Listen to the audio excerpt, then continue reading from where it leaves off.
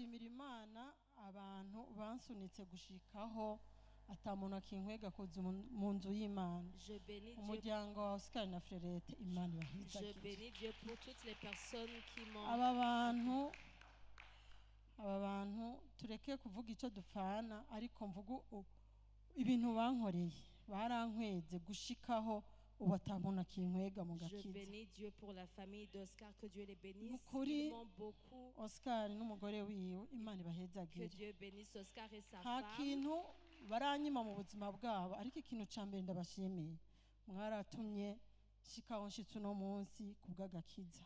Je vous remercie. Aba bantu baba mu Gasekebuye mba mukinanira ariko barava mu Gasekebuye n'imodoka ntoyi bafise n'abana babo bakaza kumpitana mukinanira bagasanga sinditegura ndibere ngaho sishaka kuja gusenga bakambwa ngo turakurindira nkitegura imodoka yaho ntigeze yuzura nari mfise abana batatu nibo twabana nabo bari bafise umenga abana bane ariko ico gihe cyose barambaye hafi bakaza bakandindira nkitegura hari gihe baze nkavuga ati none nibogenda kuko ahantu nabana n'abantu tubana neza mu rupango banyene urupango imisuse mu gitondo twaravyuka tugashusha umushusho tukagura ikiyeri kimwe turi nk'abantu batandatu tugasangira uwo mushusho tukanywa ku kayeri nkumva nivyo sinumva shaka aje kuntora navuga ati mbe ibi barimwo nibiga nibogenda ninashaka sinzogenda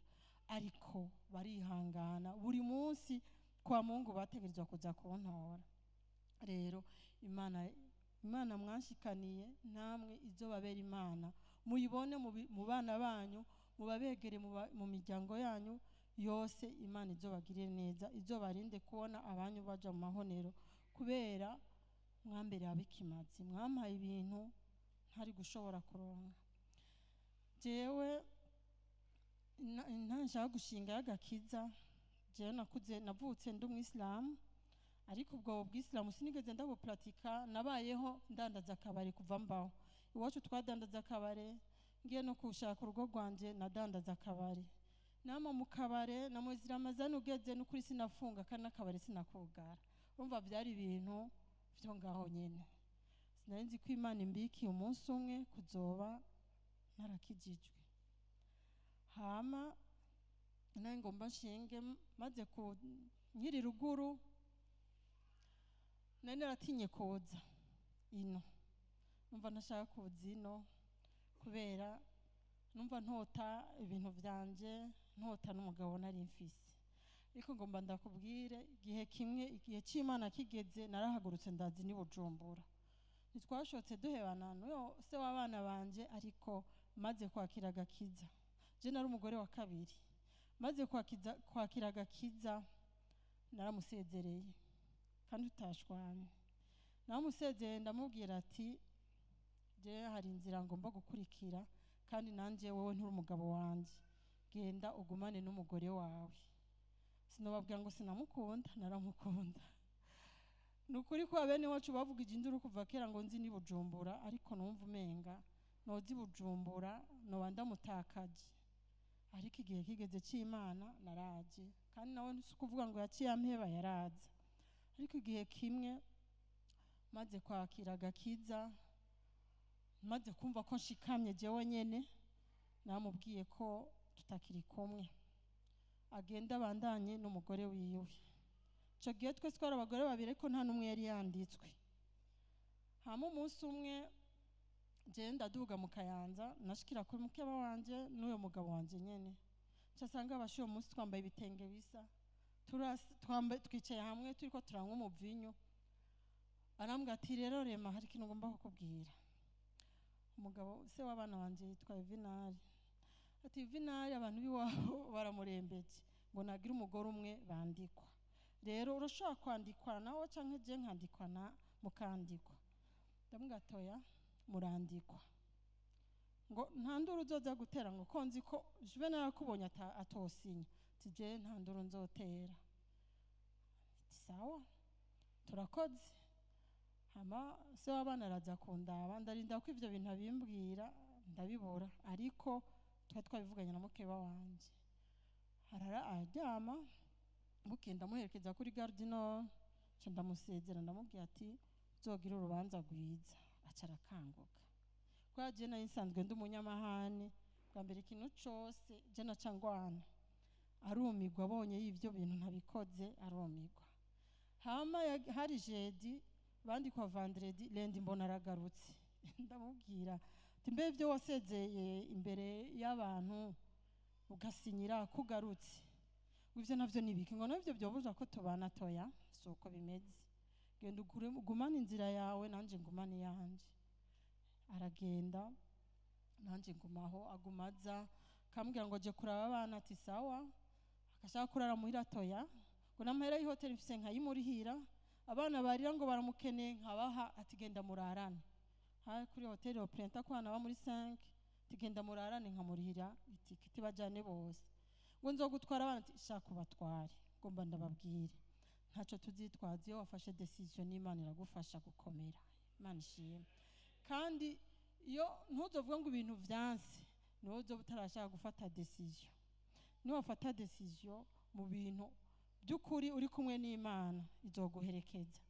Nafashe decision ndamwirukana yaraza kagenda araza gushikaho aza gashikira mu hotel ngo basi nze kuraba n'abati abana bawe reka ndababwire bahagusanga. Rero ivyo byose nuko namenye ico shaka mu buzima. Ico gihe ndamusezerana ari nkiri muto na mfise 37. Ico gihe ndafata decision ati jewe ngomba nkizwe nta n'umugabo wundi nkeneye ngomba kubanza kurera abana banje bari bakiri bato. Sinovuga ngo sinaronsa baza kunsaba ngo tubane oya nabaronse ariko nyene amaze gufata decision mu mutima wanje. Rero ibi byose ndabikesha Oscar na Frerete bambaye hafi baramperekeza gushika no munsi. Ndashimira umupasiteri wanje nagenda mubonera ko ibintu byinshi. Hari ijambo ry'Imana rivuga ngo ntaco kugerageza atari cyo ushaka kwihanganira. Ntimuzovuge ngo ibibazo ibi n'ibi ngo biranditse ko nihangana. Nukuri iyo wafashe decision nta kintu na kimwe uko kimeze kose urashaka kucihanganira. Narihanganye ico gihe cyose. Uyu mwaka wa 2025 le 13 décembre nzokwiza imyaka 50. Imana ishimwe. Nukuri ibyo byose ndabishima Imana. Nagiye ndonka abagenzi muri eglise. Twe famille yacu ni ntoyi cyane ariko turakundana uko tungana. Nagiye rero ndonka n'indi famille muri eglise abantu dukundana bankunda nanje ndabakunda. Bagiye tuvugana tuganira. Hari umuntu witwa Mama Pasi araheruka kuza ngaho muri Canada. Byo mama nawe yaramfashije. Twarasengana twe dufise umunsi wa mercredi. Misi yose twicaye yarambwiye ati mama mignone ntubwire ikibazo abana bawe zubasengera ubasengere nukuri uzobona ubwiza bw'Imana. Yaramfashije yaranduta ariko yaramfashije. Imana imuhezagire. Sinari bwamenye gusenga nari umviriza ukuntu abantu basenga uva mbeko nuko basenga ibyo ndiko ndasenga nkabihindura nkaza nigana abandi uko basenga. Ariko igihe kimwe nakunda gusoma Bibiliya cyane. Ndasoma Bibiliya nza kugwa kwa nabona ibyo nsenga byose umenga nta kiriko kiracamo. Subi inyuma gato isoko rirasha. Ibyizigiro byanje byose byari mu mutahe nari mfise ku isoko. Kwa nari maze kugira ibanza bibiri kimwe nagihaye umuhungu wanje kinanje Mama Pasi yaranjanye handi hantu dukorana. Bashico gihe ibintu twe twarakomanze byose byari byaranse kuza ariko byari byaje vendredi. Isoko risha dimanche. Ndibuka ko Frerete yantelefone ngo maminyo sa twabonye ko isoko ryahiye tego ngo none tugwitana tuje gusenga ati cyane. Barampitanye turaja gusenga. Barambaza ngo umva atakintu na kimwe ku mutima ufise ya. Cyo gisoko ryahiye mfise 20,000 ku mufuko ibindi byose byari mu bintu nta konte nari mfise ariko amahera yose ari mu bintu nari mfise. Cyo gihe rero nazi Bujumbura nari numva yuko ubuzima bwanje ndabufise mu ntoki. Ibintu byose nzobikora nkatunga abana banje nkarihinje. Cyo gihe umuntu mpangiye acaransaba 100.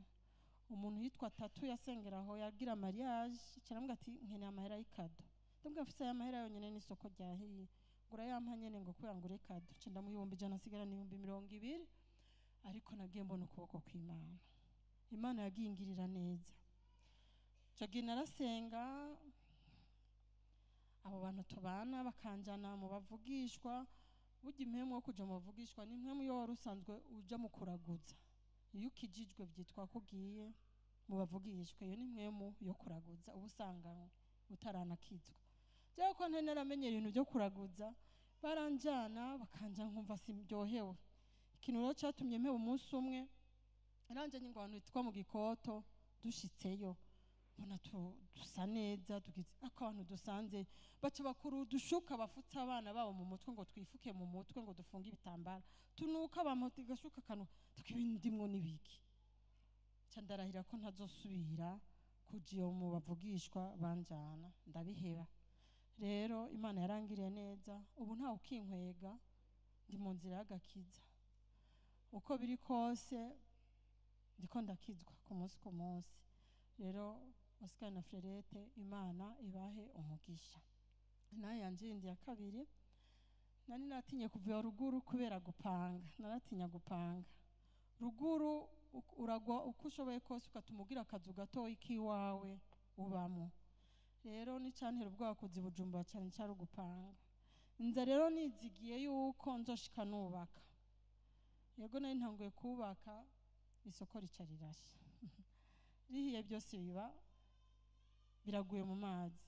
Ntangurana umubabaro wo gupanga. N'umunsi wimuka, ejo wimuka hajya bakudugiriza kw'inzu, hama nkaja imbere y'Imana nkasenga. Nari mfite umunsi wa gatatu naba imbere y'Imana kuva mu gitondo gushika ku mugoroba, nkaryama nkasinzira nkavyuka nkasenga. Ariko nagomba ndababwire, aho urindiriye inyishu si uyibona. Igihe c'Imana kigeze inyishu irashika. Imana ishimwe. Hama ico gihe byose bisa n'ibyapfuye, ndatangura kurondera uwungurira ku gaparsera kari gatoyi. Ndamurondera ndamubura. Na fondation yari irimo yari fondation isanzwe, ndabura umuntu ampa amahera basansubiza nayo nayiguze. Ariko sinanzi ko Imana indindirije kuno munsi mba ndahaba. Imana ishimwe. Umwana wanje agiye muri Canada, cyambwa ati mama ataramara n'umwaka ngo ndashaka hajya hano tuhubake. Nta kibazo tikubaka, ariko sutuntu urendekere dutegezo kuzana amahera kwiri ngo naze ndonka miliyoni canke zibiti uzokubaka. Sawa. Turagenda turagira fondation isanzwe yindi yari yabaramazimwe amabuye. Acambwa ngo katugire fondation ya etage. Nukuri naga parcelle gatoyi, nibaza ko atana aririmo. Turagira fondation ya etage. Turadoza inzu haragera igihe tumaze gushaka idara. Je nibaza ko izimvi zaje igihe twari ko turubaka ico gihe. Kubera nta mvi zingana gutya nari mfise.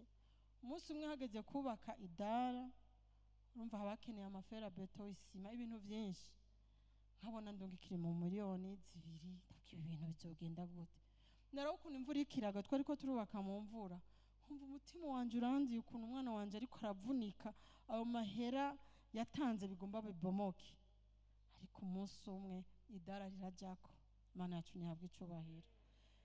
Sukuruye ibisuko, mbona ngahare ndavuga nimba zingana gutya. Sanga ni imvi nyinshi, murabona ko mfite nyinshi. Ibyo bigeze aho bica birahagarara, tuca turareka tuguma mu buzima busanzwe. Nsenga, hama umunsi umwe ndasoma ijambo riri muri Luka ryagiye rimfasha. Muri Luka 10 nibagiye amarori, muri Luka 18 umurongo wawo w'indwi. Badusomere, ndashaka some ni inkuru y'umugore w'umupfakazi ariko ararondera umucamanza ngo mucire urubanza rumukiza ntiyarumucira. Ariko nitwayivuga yo bari nyinshi, naraba umurongo w'indwi gusa. Uwo murongo waramfashije. Luka 18 umurongo w'indwi.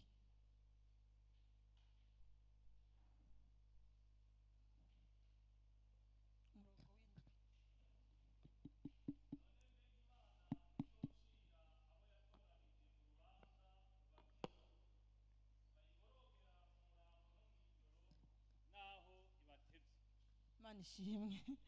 Je nari nzi ko usenze ugasengana n'umutima wawe ukaza kwirigwa hano ukaryama ugasenga ibyo usabye byose uco ubibona uco bironka. Rero narasenga nkabona ibyo ndiko ndarondera sindabironka, nkahindura isengesho nkaza ndumviza ukunda abandi basenga nkasenga uko basenga kuko nkabona ntibicamo. Ariko aho menye iryo jambo ngo naho idutevya naciye ndihangana ndiyakira ndigara kubwira pastor ati ibintu byose je nari yakiriye ngo yayakereka ngo soko ntibiyakira ngo ibintu byose biri ku isi n'ivy'iwacu igihe kigeze uzobironka. Imana ishimwe. Rero ubu mvuga mpagaze aha mbi wanje narimutse muri uku kwezi kwindwi. Ati rero gusenga amasengesho ntabora. Igihe batanguye gutangira parcelle jewe n'ukuri kuri konte yanje nta 200 vy'iwanje biriko. Konte zanje zamaziriko amafaranga kandi atari make y'abantu mbikiye banyizera nkababikira amahera, ku buryo hari n'abantu bansaba amahera nkabakopesha muri ayo mahera ariko nta yanje yabarimo. Hama ngomba mvuga ukuntu gutanga bizana umugisha. Bavuze ngo twiyemeze, umunsi umwe narahagurutse n'ubwoba bwinshi niyemeza 500,000.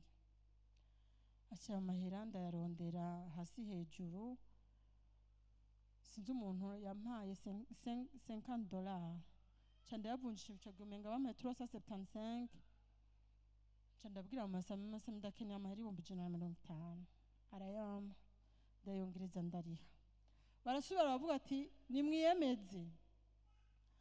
Ati guhera ku miliyoni kuduga ariko n'abafise make bayatanga. Chandemera imiliyoni ariko sohotse ngeze hajya ndavuga ati hawo mu miliyoni nzokura ati mana nanje ndakavya tinone nkaha ya mahera nzoyakura he. Ariko numvise umutima ari unsunika kuyatanga. Ndavuga none ko hari nagihe amahera y'inza ngora kuronka ayo yoyo nzoyakura. Hari dimanche candata ngeze muhira ku mugoroba oya ndavye muri telefone turi hajya turateba ngaho gato cambona message umuntu yanyandikiye umugenzi wanje ati mama minyone naka hari utuntu namuhaye akompere ugura agafuko k'isima narumvise kuri kurubaka. Ati murakoze. Ku mugoroba ndamuhamagaye umuntu acama $200 canda yavunjisha bampa 1,500,000 cankuramwo 150,000 ya dime candaza ndayatanga jeudi naciye ndayatanga n'ukuri Imana ni nziza yaciyama. Sinaravye ngo nta stock mfise nta muceri nta biharage nta mahera y'inzu ntaki ariko nabonye koko mbayeho kubw'Imana candayatanga. N'ukuri nta gihe na kimwe niyemeje ntaronse amahera yo gutanga. Imana yacu ni nziza rero ni nyinzigirwa. Ubu tuvugana ngaha n'ukuri mbi wanje nikura ariko mbi wanje Imana ni nziza ni nyinzigirwa. Ndashimira umuryango wanje wose wagize icyo ukora kugira uno munsi mbe ndahaba. Ejo bundi hari mu kwa gatatu uwo mpangiye numva arambwiye ngo madame urazi ko tubanye neza te ariko inzu yanje nkeneye ko $100 €100 ndashize marundi numva numa wisa teya n'ukuri nayibamwo kuri 4 acambwira ko ashaka €100. Cyamaga je nta mahero nkorera ni Burundi tukorera amarundi kandi ayo mahero uri kurambwira je ntayo nkorera ngo n'ukuri madame uko aba muri Belgique ngo ayo mahero y'amarundi ngo nta kamara afise ngo nkeneye ngo €100. Tubu rero nzoze ndayaronka mbanza kuyavunjisha mu mahero kugira ndayagoye. Urafise konte y'amaherino kwa nashira kuri konte amahera yiwe ngo nuko nyene tisawa warondera uwundi mukiriya je ngo mba ndayivemo. Ariko ntashi ndavuga ndabwira abana aterega inzu bayidugije tugomba tuyivemo. Mungu wanje carambwa ngo no tuja he ati Imana izohamenya. Nukuri ndashima Imana kubana Imana yampaye. Ndafise abana baranyegera bakambwira tukaganira bakambaza ibintu uko ndabibona nanje nkababwira uko babibona. Nukuri n'abana beza Imana yampaye. Je nabonye ukijijwe je nibaza ko y'abana bangora nari kuba nk'umusazi kwa ndashavura gose ariko Imana ishimwe kubana yampaye. Yarambwiye ati none ga mama tukava muri iyi stress yo kurondera iyindi niki tuzoyaronka ukorera ngaho atije ko amahera nkorera atagera ngaho ngo tuzoyaronka. Je rero nca ndibuka ko hari Imana mu ijuru. Hari mu kwa gatatu twariko turitegura urubanza rw'umukobwa wanje, ndavuga none ibi bintu byose ko ari byinshi. Nca ndaja imbere y'Imana ndavuga Mana, urazi ko wavuze yuko nta wagukorera azomaramara, none jewe nzoca nje n'aba bana, muzoze mugira ico mwibutsa Imana. Nca ndatubwira Mana, uribuka ko nagutangiye amahera ya parcelle atayo mfise, kandi ajya amahera ya parcelle yo nza ndaguramwa, ajya nagenda atanga muri eglise yo nza ndagura amatafari nozo sakara nkabona ndabayemo. Ndayibutsa ndayibwira ati rero nta kundi iyi nzu ya wisa ndiyemeje kuyibamwe nozo yari n'ubundi igihe cyose nabaye Bujumbura nta muntu yigeze anyirukana mu nzu, kandi sinigeze mbura amahera y'inzu. Imana yagiranye ishurira inzu. Imana yaragize neza, yagize abavukanyi beza. James abavukanyi banyitwararika nk'umubebe, baba bambaza Oscar arashaka kuntelefona, mamyo ni sawa, ni sawa, umeze neza, ego mu masamoko, n'abandi bose ba Sandrine ba Sheila, nukwifisa abavukanyi beza bankunda. Rero je ndafyinishijwe muri Yesu, ndanezerewe cyane. Ndashimiye serire ndimwo quartier Neuf. Serire muri quartier Neuf turavuga ntiduheza, turikoreranira imitwaro kandi turasengeranirana, kandi kenshi turishurwa. Iyo mutwana nararubahaye narishuwe.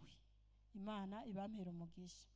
Kindi ntokwibagira, turi mugomba kuronka diplome z'abana, nababwiye muri serire ati nukuri umwana wanje agomba aronke diplome, kandi ndashaka kumufetera, ariko ibintu byose birazimvye, ama costume, ibirato n'ibiki. Umuntu umwe muri serire acarahaguruka ati costume y'umwana ndayikuguriye. Nukuri Imana imuhume umugisha. Sishaka kumuvuga mu izina, ariko abo muri serire baramuzi. Imana imuhume umugisha. Naciye mbona ko atahantu atabavyeyi baba, abavyeyi baba hose. Umwana iyo wamuvyaye agira abavyeyi benshi yukijijwe. Ndamushimiye cyane, avyumve bivuye ku mutima, yakoze ku mutima wanje. Imana imuhe umugisha, isubize aho yakwibihe tangabo kenshi. Hama inaha igira gatatu, umwaka wa multiplication. Je Imana yarangwijije, Imana yarangiriye neza. Ni umwaka je vraiment novuga ko nanezerewe. Ntituzoze turavuga ibibi gusa, tuzoze tuvuga ibyiza, kandi tuzoze dukura ivyingira akamaro mu byimbura kimazi. Imana ishimwe. C'est vrai kuva mu kwambere sinovuga ko nanye ndyohewe nezerewe, ariko ngomba mvuge ko Imana yaranezereje, yaranyunguye, yarampaye umukwe. Ko gwanje yaragize mariage, kandi nukuri warubanza rwiza. Ngomba mvuge ku kintu ukuntu urubanza rutamvunye. Nta mahera yigeze ava mu mufuki wanje. Kandi urubanza mwarabonye abahabaye uko barugenje. Oscar yarabifashe mu ntoki n'umugore wiwe. Umukobwa wabo baramusohora mu iteka rinini, ku buryo ku munsi wa mariage je numva ikintu cy'ikiniga ntaguma ndira. Umuntu aranyegera ngo mamyo kumenga ntunezerewe, ndeka ndanezerewe. Rero Imana ibaha umugisha aho mwakuye. Ibyo mwakoze mwarabyikoreye ko mwabikoreye Imana yanyu. Je nk'umwana w'umuntu no vyibagira, ariko Imana itibagira ibyo mwakoze, izo bampembere, izo bagirire neza. Rero muri uyu mwaka wa 2025 nukuri nagiwe neza no witeka. Rero abantu mwese mugifise ibibazo muciyumvira uko bizogenda, mumenye yuko Imana igira neza, igihe kigeze izoba hezagira. Kwa nanje hari heze imyaka 10 n'ingahe ndabirindiriye, none narabironse. Niyishurira igihe wowe ushakiye, yishuriye igihe cyayo kigeze. Imana ibaho umugisha.